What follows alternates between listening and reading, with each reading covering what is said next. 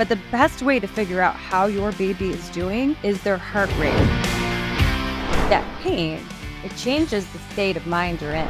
It is your wife who makes the decisions during childbirth. The Childbirth Attorney Podcast, hosted by Gina Mundy.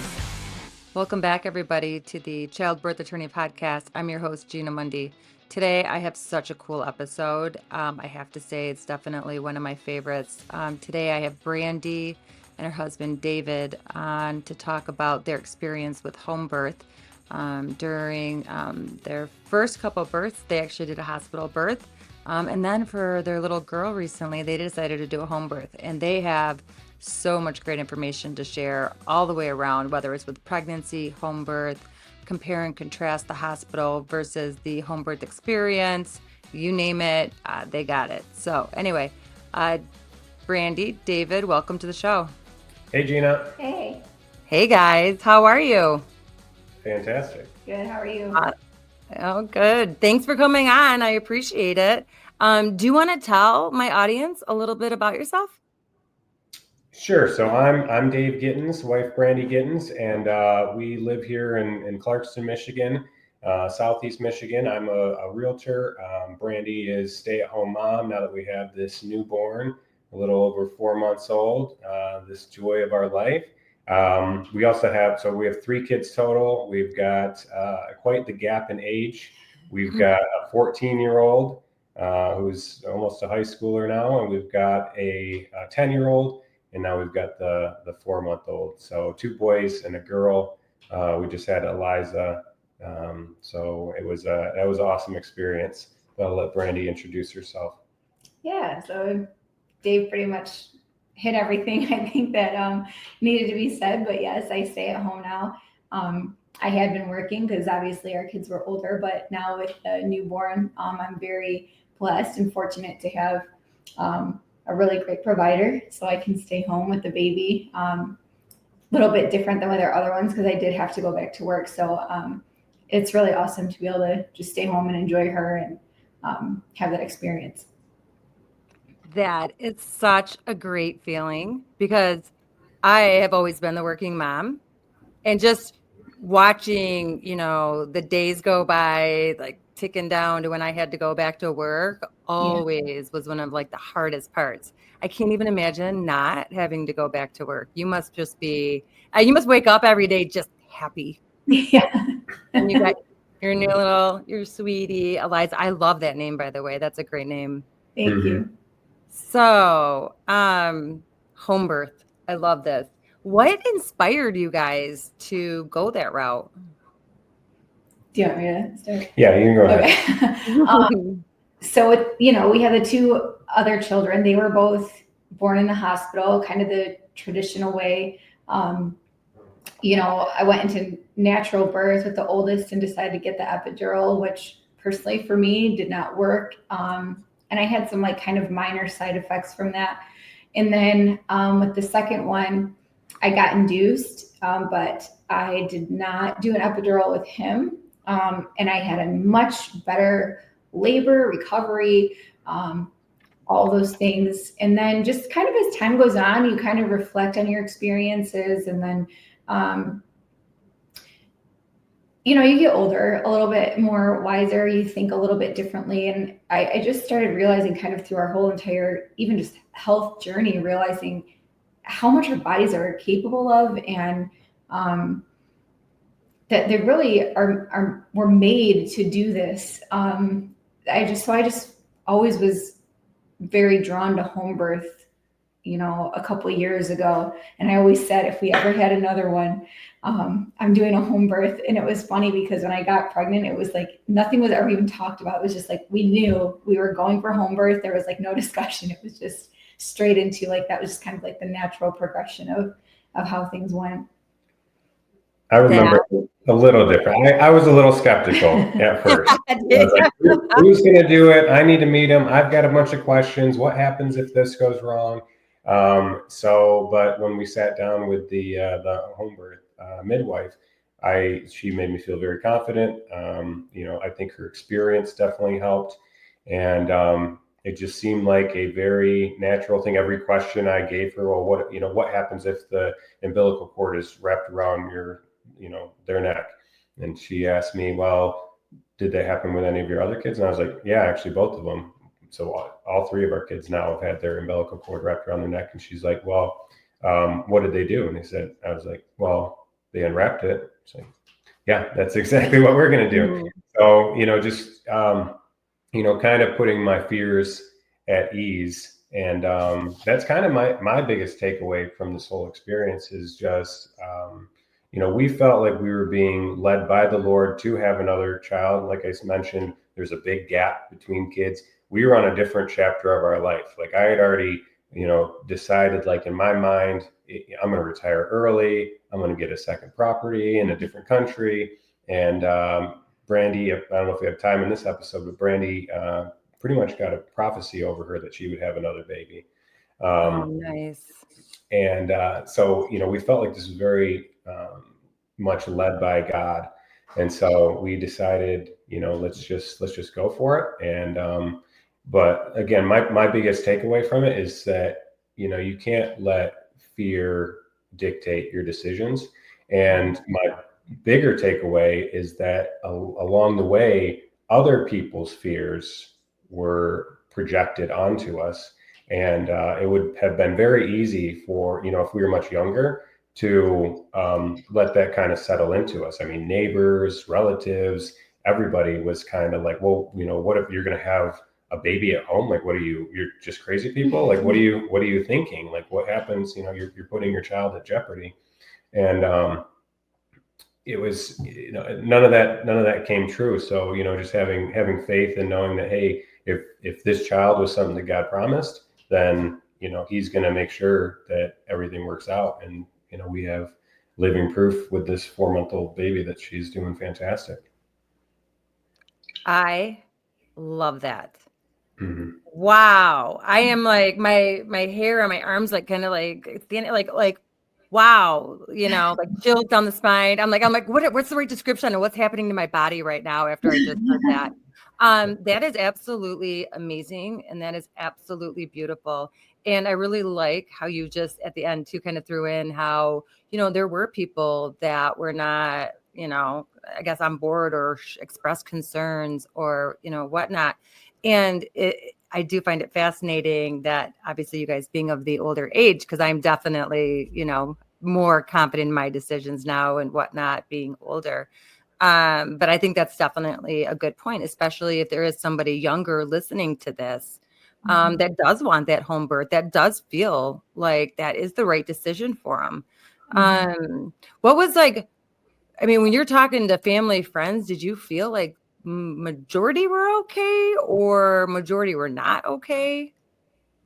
I think there was a lot of kind of like curiosity. Like I think they were partially like,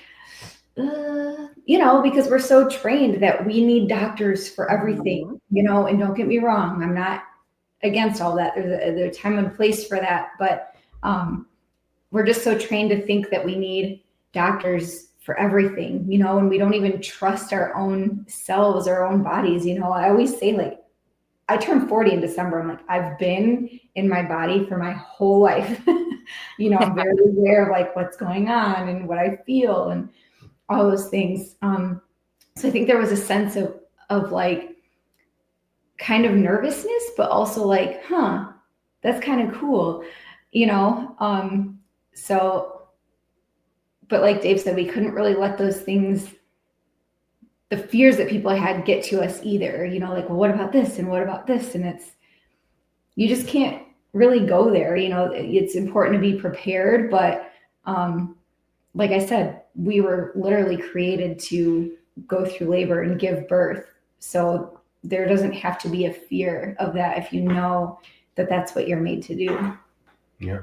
We've been making babies since the beginning of human existence. So, this is what we're made to do. Mm-hmm. And so, modern medicine is relatively new in the span of, like 100, 200 years, having babies in hospitals. So, we had to cast those fears aside and just have a positive attitude, and it helped being well prepared and well educated so that we could share those things with other people. And we try not to be like everybody should do it, because we had our first two kids in the hospital, and honestly our first kid, like, we didn't know anything. Like, having a child in the hospital was probably the best situation to do it in.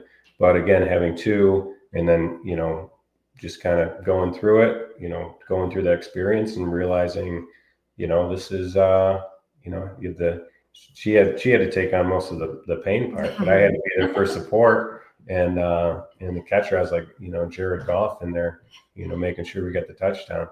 But it was a good, it was a fantastic experience. It was the of the three, it was definitely the best experience, and we'll probably get into that in this discussion. Oh yeah, that's huge. I definitely want to get into the discussion. And I love, David, what you just said about how you guys kind of didn't know what you're walking into with childbirth, so you did the hospital, experience. But I'm definitely out there. When I changed, well, I'm still in the role of, I still do my baby cases. When I switched gears from getting involved after to now trying to get involved, beforehand, and how to help parents have like a safer childbirth. I've been very big into you got to prepare. And that is actually one of the reasons I do like home birth, because I do feel that people who choose to do home birth are way more prepared, and they just understand childbirth, whether it's understanding that your body, Brandi, like, you just said, is, it knows what to do.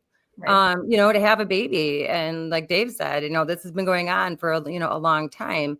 But, I've just in trying again to help families, I'm just a huge, big proponent on getting prepared, and whatnot. But I'll tell you, it's scary because, in my, when I was just in my grind as my attorney, again, just going back to 5 years ago, before I started this journey on getting involved before childbirth to help families, if I would have seen you out in public and you were like, I'm having a home birth, I probably literally would have asked you if you were smoking crack.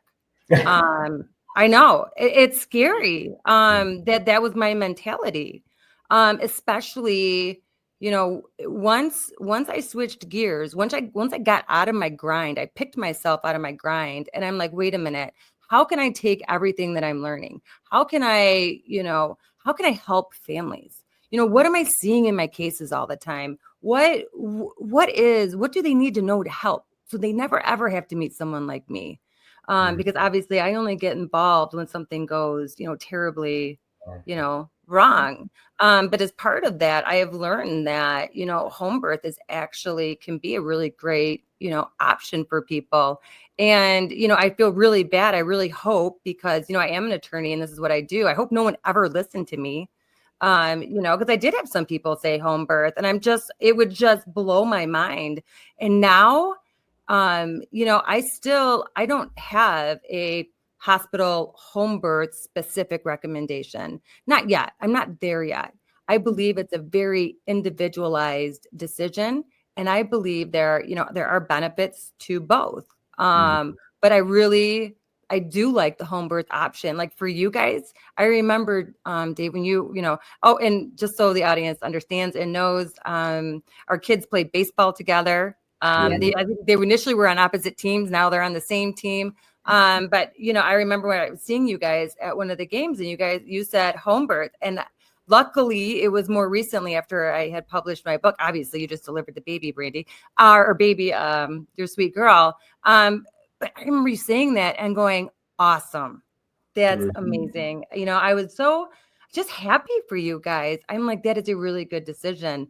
Because, Brandi, like you had said, I mean, you had the epidural, which is an intervention. You had the induction, which I hate to go down like a trail, get off my subject, but how the heck did you do a Pitocin induction without an epidural? You had the drug Pitocin and no epidural. You're going to be like second person that I know that did this. If I got that right, is that right? Yeah. Or one strong chick. Honestly, go ahead. Sorry. Okay, I was going to say, honestly, I give the nurse that I had all the credit for that. I think I had a very rare experience. She was incredibly experienced. And so I got induced, and she was able to just kind of watch me, what was going on. And she realized my body had taken over. So they actually turned off the Pitocin completely. And my body just continued on. And I just was able to have that natural, somewhat labor and delivery. But also it was partly just, remembering my experience with the epidural. You know, it didn't really work. We basically delivered our first child on an epidural. And I just, afterwards, I just didn't feel like myself. I felt very out of it. I didn't even know what was going on. There's pictures where she looks almost like loopy, like, you know, drunk, because she was, you know, doped up. And so I'm sure if she, you know, looked like that, she was probably feeling that way and not really alert. You know, there's a story that we, you know, for our first one, we still had, you know, we're inviting family into the room, and we still got like the placenta out, and it's a bloodbath in there. And like, we just, you know, I was focused on the baby. She was focused on probably, wow, this feels nice. Well, that was kind of the nurse's fault though, too. Yeah. I do remember she asked, "Are you ready for your family to come in?" I was like, "Sure." She was like, "Are you sure?" And I was like, "Should I not be sure?" But I was like, "Yeah." You know, but I kind of feel like that was her fault. Like, she should have said, you know, "We're not done cleaning up yet." Clean up first. You know? But it is what it is. It's a natural thing. I wasn't really embarrassed by that or anything. But yeah. That's interesting about the epidural. And just so everybody knows, actually, the next episode, which I'm going to record in about an hour, is somebody who administers epidurals, but she's like holistic. And I'm like, wait, you're the anesthesiologist, and it's whole. I'm like, wait, what? And anyway, so I know, and I'm like, wait a minute. So you can talk about, you know, my next guest, you know, different ways for women to manage their pain during labor without getting an epidural. I'm like, you're coming on. She does it. That's her job. But as part of it, she also, you know, and then she has her little tricks that she does to keep the epidural really at a minimum. So mom's not all loopy and all the other side effects that come from that. Right. So especially too, I feel like in our society, we're just so much against having anything negative. Like, we don't want negative emotions. We don't want negative feelings. We don't want pain, you know, but something my midwife always said was that there's purpose in the pain. And if you remember that, you know, and actually kind of bring yourself into it, you kind of can tell what your body's doing and work with your body instead of working against your body. And that even helps your birth also. This didn't happen to me personally, but I've, you know, once you get into doing a home birth and researching midwives and things like that, that's everything that like pops up on your social media, you know. I actually saw a lot of stories of women that ended up not even having to push, like their uterus itself was what birthed the baby. They never even had to push. I didn't experience that. I think I did get into like a little bit of fear during my birth, of like panic that was unnecessary, but you know, I was in, you know, but anyways, so. And that was even, that was at home. Yeah. So just like kind of reiterating the point that there's a purpose in the pain, that it's actually doing something, and it helps us be in tune with our body to help our body instead of working against it. Oh yeah, you definitely got to work with your body and all that good stuff. Wow. You know, another episode I just recorded, actually this one, the launch is Emmy Robin, and she is really big on undisturbed birth and exactly what that means. But huge advocate for home births, because that's truly how you can have an undisturbed birth, where you can just listen to your body. And she went into things, it was so fascinating. Like, for instance, even that car ride to the hospital. And then you get to you know, you're in labor and you're going to be, and you have this car ride, and then you walk into this big institution, there's really bright lights and yada, you know, and so forth, the whole process, and how, you know, it's hard from the beginning to really have that undisturbed birth like you can, you know, at home, Right. which I love, because again, another reason I like home births is, it's all natural and it's listening to your body. It's skipping the interventions because really in my cases, when something goes wrong, it's, unfortunately, it's the epidural. It's the induction.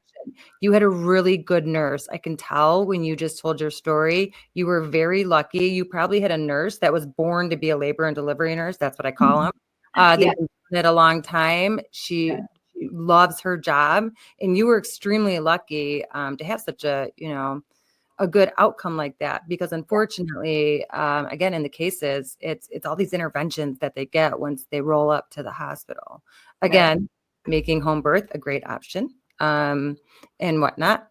Okay, so someone's listening to this episode, they're expecting, and they're like, I kind of like what Dave and Brandi are saying. I think I'm gonna make that phone call. And here's the deal: if you are considering this option, you know what? Just look into it. Just start. Just call a midwife that does home births. Talk to them. Like Dave said, you were a little bit skeptical, like, okay. And again, I think that's the way our society operates and the way everything is. It's a very normal, response. But anyway, so somebody's listening and they're like, so what was your first step that you guys took in finding a midwife to do the home birth? And like, what were you thinking or asking? And like, how did you find her?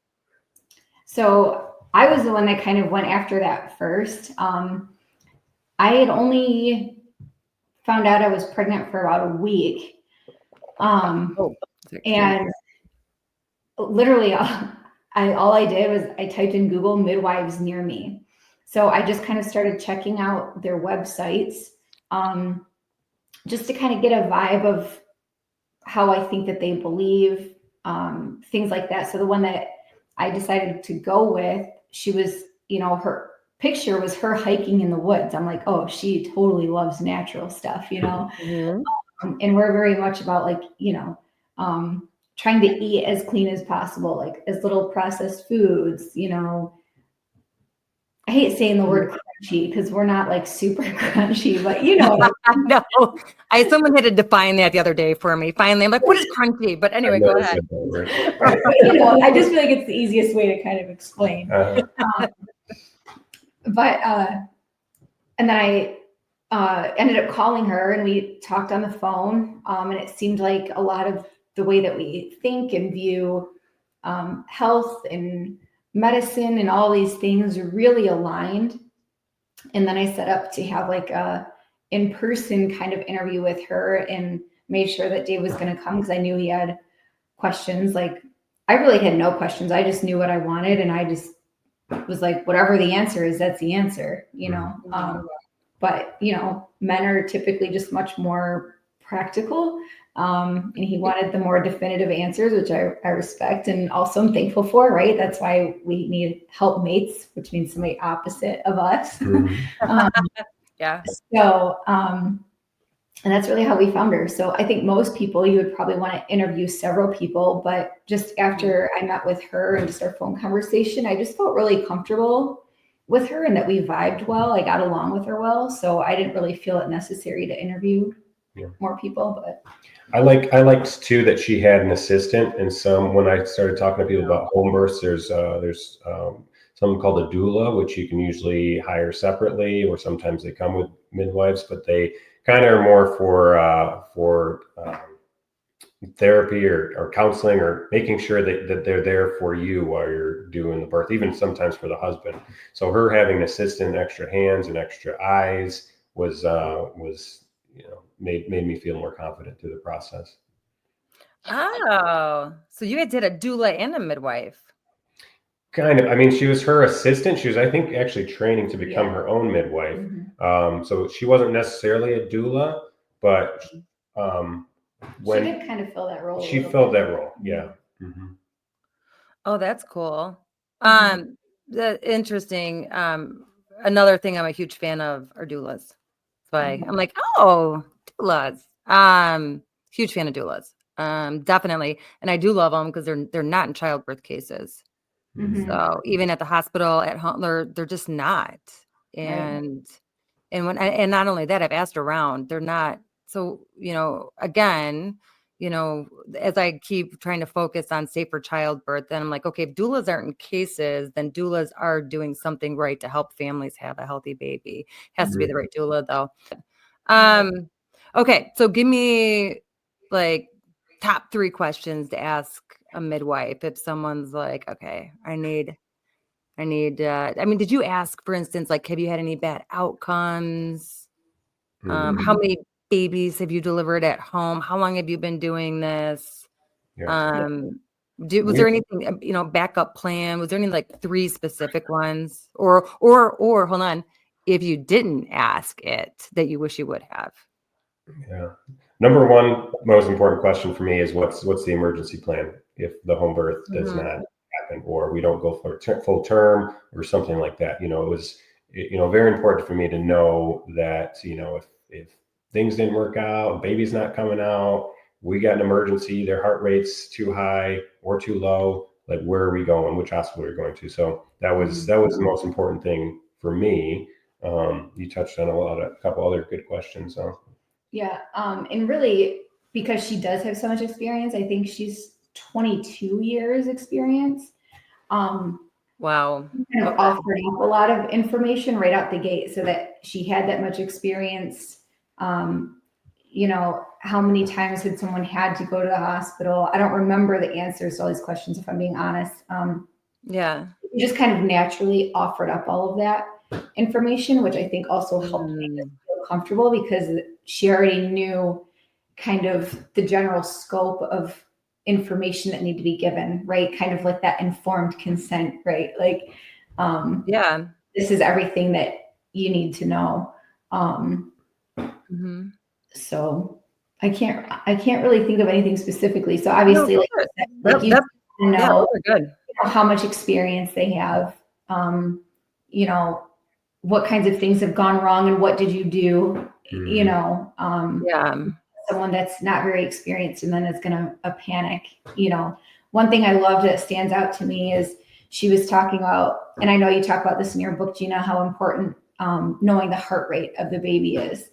And she said she had one mom that the baby's heart rate kept with every contraction dropping, and she was like, okay, so what she could tell was the cord was probably not long enough. So she actually did a demonstration where she took kind of a cord and put it against her stomach, and she said, okay, when you're laying flat, what happens? This cord like stretches, right? But when you bend over, now it's closer and you have more slack. So she said she had the mom go and like bend over a countertop to keep that cord nice and slacked so it had room, and the baby never Wow. had any issues after that. Mhm. Wow. I Yeah, feel like a lot of midwives, maybe the more inexperienced ones, would have been like, okay, emergency plan, let's go, and right, off to the hospital. Because that is scary when right. because babies only have so much reserve, and we know that. So the fact that she was able to solve that with a what we, like I call a natural intervention, just position Mhm. change, cool. Those are fine. Those are fine. I like those. Yeah. Um, Wow. And by the way, I really like that when you talked to your midwife, you had that warm fuzzy feeling and you Mhm. guys connected and you Right. felt good. When I talk about choosing a doctor in my book or whatever, I'm like, listen, it really falls on 2 things: instincts, intuition. Actually, that's number 1, kind of the same thing. And number 2, communication. And it sounds Mhm. like you had that warm, fuzzy feeling, and she was a really good communicator, making her, definitely a good choice. Was she local in Clarkston, or was she Oakland County? She was close. She was actually in Lake Orion. Oh, should Yep. we? I mean, she sounds amazing. Are we allowed to share her name? I For wish our, I would have asked her. I feel like she would be fine Mhm. with it, but I didn't actually ask her how she felt about that. I'm sure we could okay. share her business name would be fine, right? Oh Probably. yeah. So when you We're not okay, throwing shade. You're not throwing shade on her, and this is No. all good things. Right, right. yeah, no, this is like, wait a minute, somebody in Clarkston or Lake Orion or in the Oakland County is like, wait a minute, I'm thinking home birth and I want to talk to this chick. I mean, obviously they can reach out to me. Everyone knows how to do that, especially if you're local and you're listening, you probably know where I live. Or, my friends or somebody. But yeah, so hold on, let me ask you this, because maybe I think it might be easier to disclose this. When you Googled her name, you Googled not her name, but you Googled midwife's home birth, what company then popped up? Because I think that would be fair game. Yeah, it's Forest River Midwifery. Cool. Is she the only midwife, or are there more? She's the only one, but she also trains other midwives. So, Okay. So there is usually more than just her there. Okay. And anybody local listening, you're having any issues, I'm sure you can find me somewhere. I think, I know it's funny. I'll Google myself and my address pops up. I'm like, awesome. And by the way, I'm working to get that off. So if you do try and it's gone, then you'll have to figure out plan. Go to my website. There you go. Okay. I want to actually talk about the actual birthing experience. I think that probably anybody listening and contemplating home birth is like, okay, Gina, get to the good stuff. Like how I remember you were past due. You passed your due date, which, of course, is me being childbirth attorney. I'm like, okay, well, how long is she going to go? But, I do know all our bodies are natural. And I do know, too, what I don't like is, they have all of these general rules, like 40 weeks, you're past your due date. Well, you know what? We're all different. So actually when your baby is ready to come, maybe past that deadline, but we're so indoctrinated to think past 40 weeks, warning, I'm guilty of it. I have to step back and do some mindfulness things to be like, okay, wait a minute. We're all individual. They can't just put numbers on everybody. But anyway, so you go past 40 weeks and then what happens? Were you getting nervous at all? So I'm really glad that you brought that up, because one of the moms on our son's baseball team used to be a labor and delivery nurse. And at this point I was past my due date, and she said, Brandi, she's like, I don't want you to worry. She was like, the worldwide, not nationwide, worldwide average is 10 days past the due date. Oh, nice. Nice. So I like that. It makes me wonder, are we really past due, or are we just bad at dating pregnancies? But something else that I started learning, because actually I am a sonographer, I do ultrasounds. So, Okay, Brandi. So let's talk about the good stuff. So your birthing experience. So you were 10 days past your due date. Were you getting nervous at all? Yes, because I think that's like the natural thing, right? Like you were saying, we're all told like your due date's your due date, and that's it. But the interesting thing is, one of the moms from our son's baseball team used to be a labor and delivery nurse. And she said, Brandi, I don't want you to be nervous. She's like, the worldwide average is to be 10 days past your due date. It's very common. I think we're so quick here to run into, like you talked about, medical intervention, that we don't even realize that being late is a normal thing. So it's either we're actually late or we're not good at dating pregnancies, or both. I wanted to add was that I started learning recently that what they're finding is triggering labor is actually, once the baby's lungs are fully developed, a certain hormone is produced from their lungs, and that's what triggers our labor. I don't know any deeper facts to that. Like I couldn't tell you anything about like those unfortunate preterm labors and things like that, but it seems generally what they're finding in full-term babies is that there's something that happens in the lungs that triggers a mother's labor. No, hold on. I got to stop you, because this is fascinating to me. Because you did say, well, I don't know what's up with the preterm labors. So here's the deal. A lot of times with preterm labors, it's because something's wrong inside. So they're releasing, or something's happening. So typically preterm babies, if there's a case or something like that, actually every single case, we always get the placenta. And we get a placental pathology expert who looks at slides. But a lot of preterm cases is because something's wrong with the placenta. And you got to remember, I mean, that's where baby gets oxygen, nutrients. That's baby's like survival right there. Right, So right. when something's wrong and it's depriving baby of something to the point that it's going to jeopardize baby's health, that's a lot of times then how preterm labor will kick in. And that's from placental pathology experts, around the United States, not me. But since you added that, I'm like, hold on, I know the answer to that. Yeah, At least awesome. in Good, part. good. It does again, going back to, your body knows what to do, literally, even when it comes to, starting labor. Okay. So let's go back. I just had to throw that in once you said preterm labor, and, Yeah. I got to throw that 2 cents in about what I've learned. Yeah. Okay. So what happened then? So eventually her lungs developed and labor started to kick in. Like, where were you? How did you know? Well, it's interesting because on that day, it was a Thursday.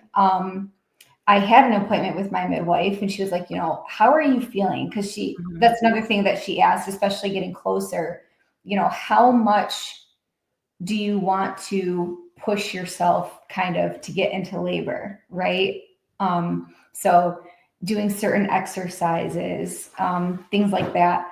And I was like, well, I don't want to push too hard because I want her to be ready, like she'll come on her appointed day when she's supposed to come, but then like we talked about being human, you do kind of start getting that, like, what if something's wrong, so at that appointment, she was like, well, do you want to do a membrane sweep? And I was like, you know what, let's just do it. So we did. And I had like very, very tiny bit of cramping, but I was like, I don't know if that's going to do anything. So I left there and I went to like Home Goods and kind of farted around, like, whatever. And I came home at around 2 in the afternoon, and our dog actually was like inches from my feet the whole day. And at first I was annoyed, like, what is your problem? Like, why are you on me? But then later on, I started thinking about it, and I was like, dogs are supposed to like know things. So here it was like 11 o'clock at night, and I'm thinking, you know what? If I'm going to go into labor, I should probably get some sleep.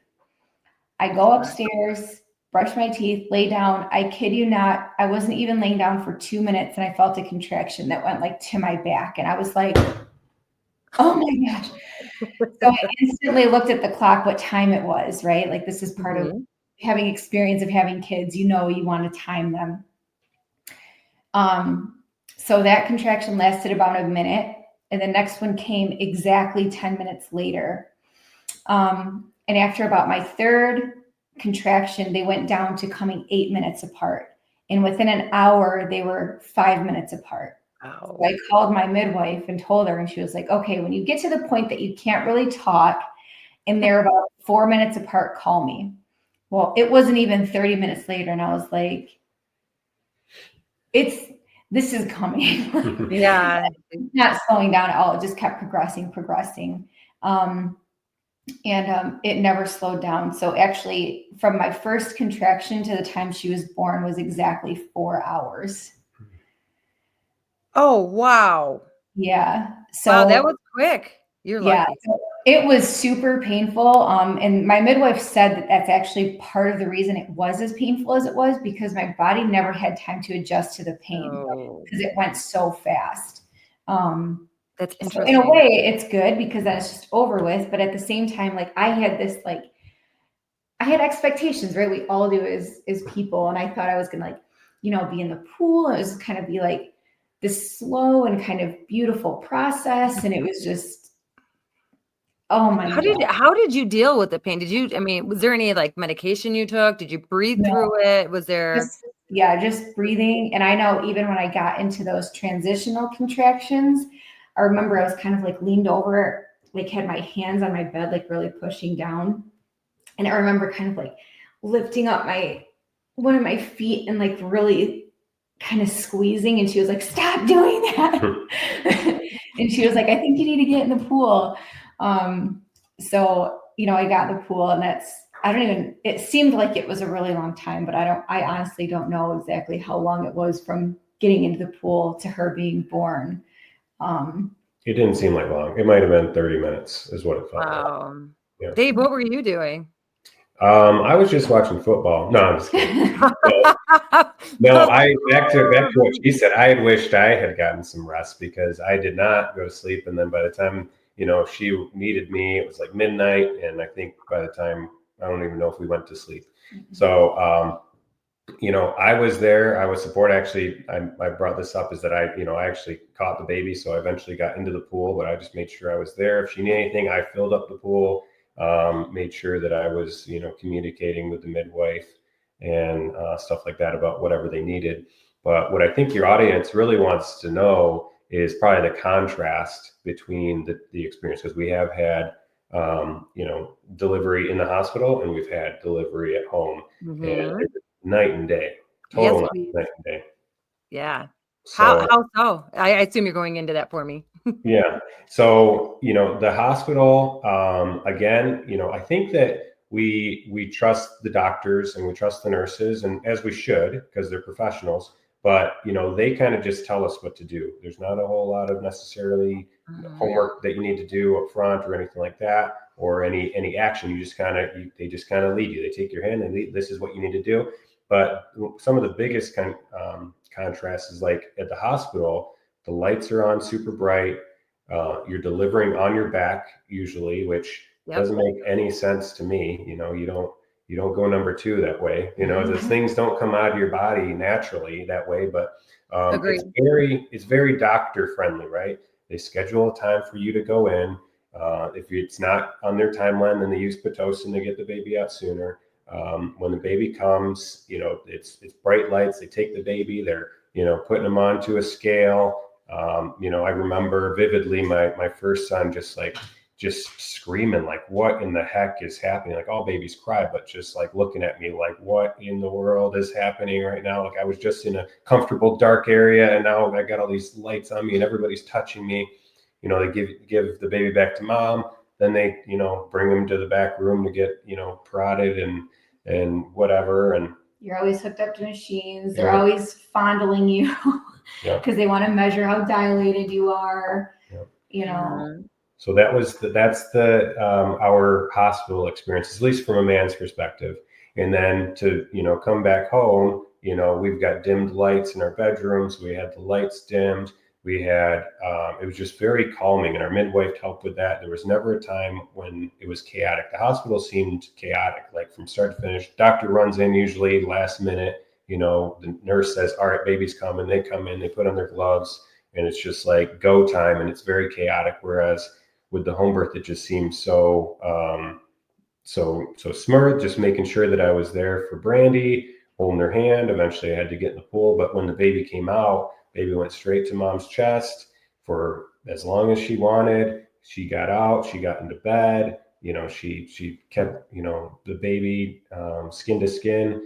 And it was just a just total beautiful experience, very peaceful and wonderful experience. So, between the two, it just seemed like, the one was just so on fire and crazy and hectic. And then they're kicking you out of the hospital within 24 hours.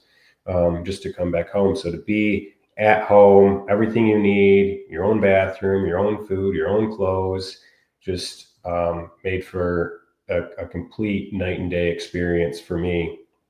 And I don't think unless, we need an emergency that, I don't know if we're going to have another kid, but if we were to ever do it again, we would always do the home birth because of that experience. And she was very hands off too, actually. Like I remember at one point hearing him ask her, do you need to measure her? She was like, no, I can look at her and tell her body is doing what it should be doing. So she never measured me once. She kind of asked me what I wanted. She's like, and it was really cool because once I got into the pool, she was like, do you feel like you need to push? And I was like, I'm feeling the pressure, but I don't feel the urge to push yet. Like I just knew instinctively it wasn't time to like push yet, even though I wanted to, obviously, but it was just really interesting that even though obviously going through labor is not a comfortable thing, but really being allowed to get into myself and just do what I knew I needed to do. Even with the water, I have no idea when my water broke even. Wow. But she said, because she's home birthed her kids too, and she said she's had to break alone, you know, just kind of reach and I was like, I don't know. I was okay. That did kind of creep me out, like feeling, I'm like, I don't know if that's the water sac or not. I don't know, but it ended up breaking on its own at some point. Yeah. But yeah, everything just went so well, you know. And like Dave said, just being able to get out of the water and they help you, and you get into bed. And I delivered the placenta there, and they give you all the coverings. Like, well, they don't give you. You have to order your birth kit, you know. But the bed was protected. I did everything in the bed, and it had no staining or anything like that because it had the plastic or whatever underneath the sheets. And you know, they're attached to the placenta, so they're getting all their blood back into their body, and everything was just so great. The kids got to come in. It was a really beautiful, nice experience. Mm-hmm. It seems like listening to you guys, it's also an experience that brought you guys almost like together closer. Is that that's possible? But I don't know. I feel like you guys are now like so connected after that home birth, and listening to you guys and the way you're describing it is, I'm ready to go get pregnant. You hear that, Jamie? Home birth. I'm going to bond with my husband. But no, I mean, but really, I mean, is home birth? I mean, do you guys feel like closer after doing home birth together? Or yeah, I don't even know if I'm describing it right. Yeah. Yeah, I mean, we were already pretty close, but I think just through, you know, during pregnancy, we just have always become very much closer during that time, that 9 months. And then, you know, it's a team effort, right? There's no intervention. There's no doctor getting in the way. There's no, you know, I'm in the waiting room waiting on this baby to come, or in a chair, you know, off to the side, kind of being like nudged out. Like it's, you know, we were in it together, bringing this baby into the world. And so, yeah, it was an amazing, beautiful thing. And for any guys listening that are like, oh, I could never, and, you know, I'm too queasy and I've got a weak stomach, or, you know, I'm too macho for it. Like it's the most incredible thing that you could experience is, you know, bringing your child into this world. Wow. I like that you threw the dads stuff in there, because I'm always picking at the dads. Get ready. You know, because again, I'm always looking for safer childbirth. How does that happen? Dad has to get involved. Dad has to learn about childbirth.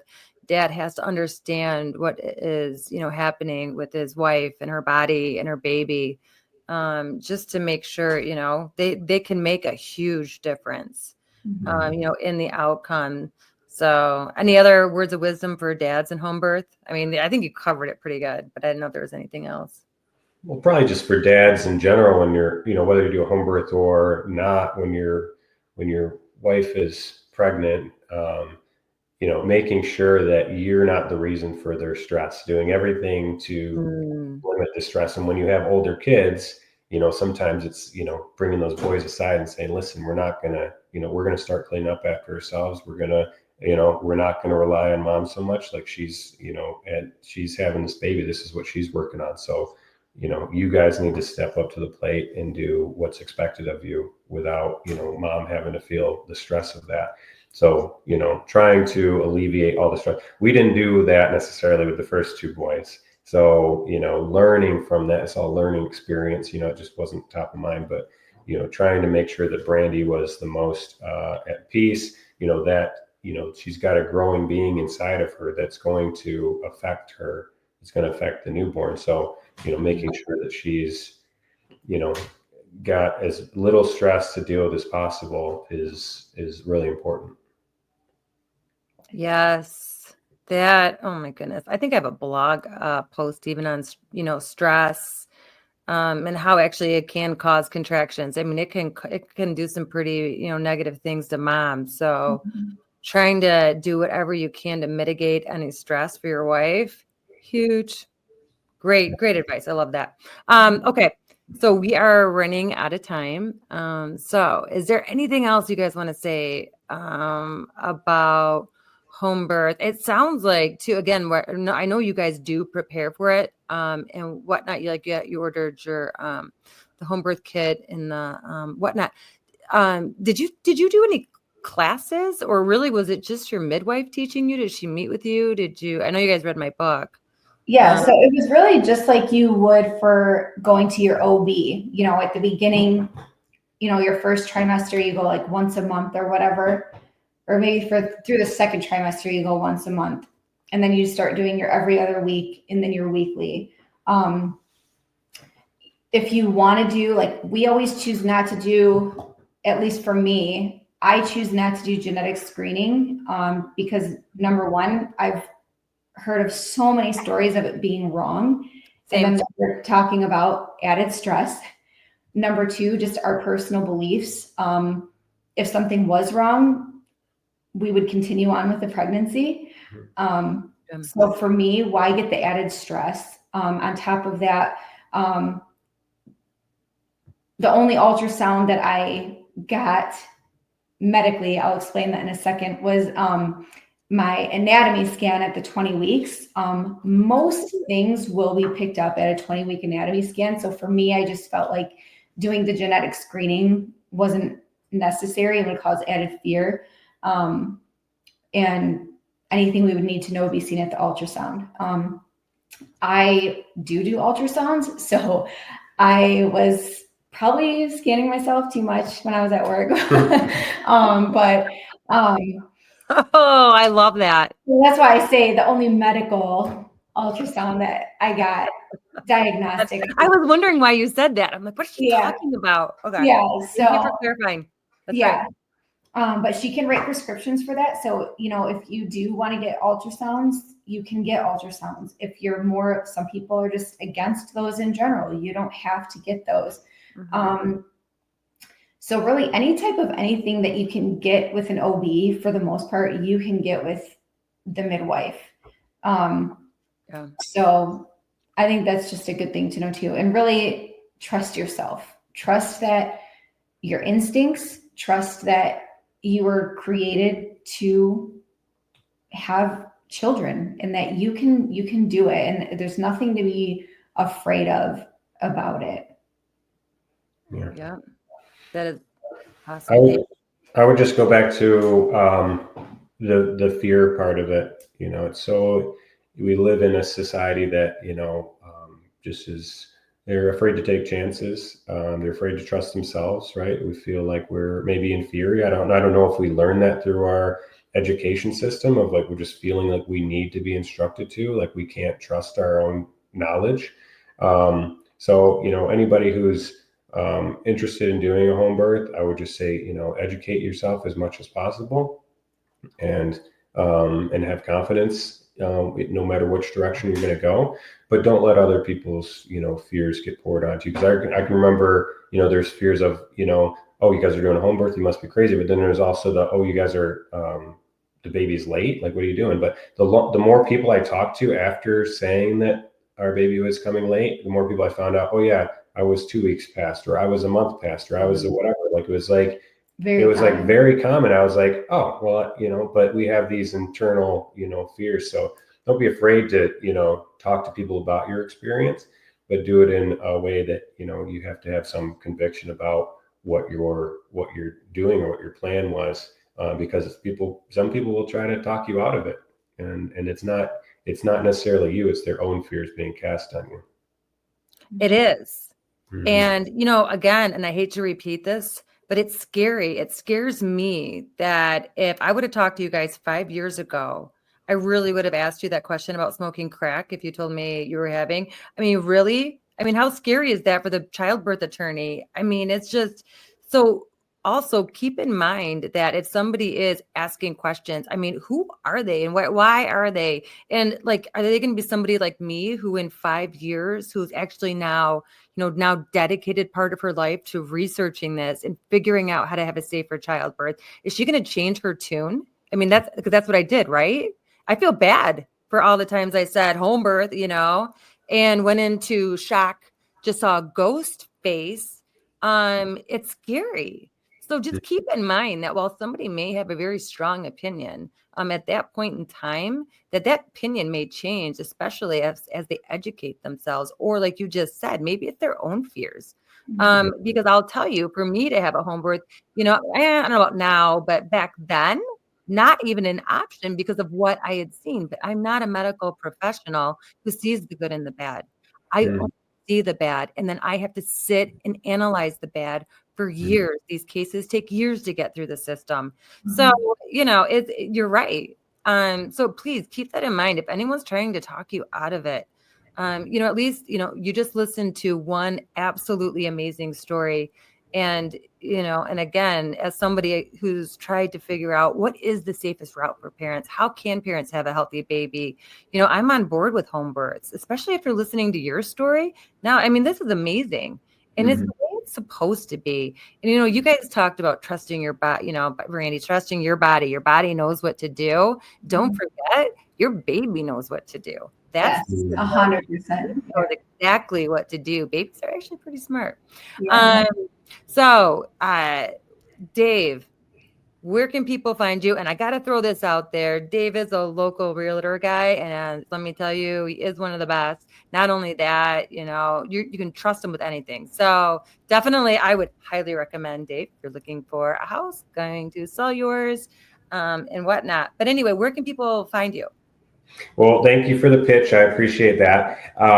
But yeah, whether people want to talk to me about real estate or they want to talk to me about this, about, birthing or home birthing or anything like that, we're very easy to get a hold of. You can find me on Instagram or Facebook or Twitter X. Most of my tags are something Dave Gittens or David Gittens, something associated with that. And yeah, I'm super easy, to find. You can Google me, Dave Gittens Realtor. I'm not hard to find, and I'm always open for a constructive conversation. Thank you. Thank you for doing that. For somebody who is listening to this that keeps going back and forth, or maybe has, even the mother-in-law that's like, oh no, not with my grandchild. You can call David now, or have your husband call David, or somebody, just again, to talk about it, go through it. Maybe you have questions that, we did not address during our hour podcast. But anyway, you guys, thanks for coming on. This is such an amazing conversation. I can't wait to publish this episode. All right. Thanks, Gina. Thanks for tuning in to today's episode of the Childbirth Attorney Podcast. I hope you enjoyed this recording as much as I did. And if you're watching on YouTube, make sure you subscribe. If you want to learn more about my mission for safer childbirths, you can always go to ginamundy.com. My favorite social media is Instagram @GinaMundy. Until next time, take care of those kiddos.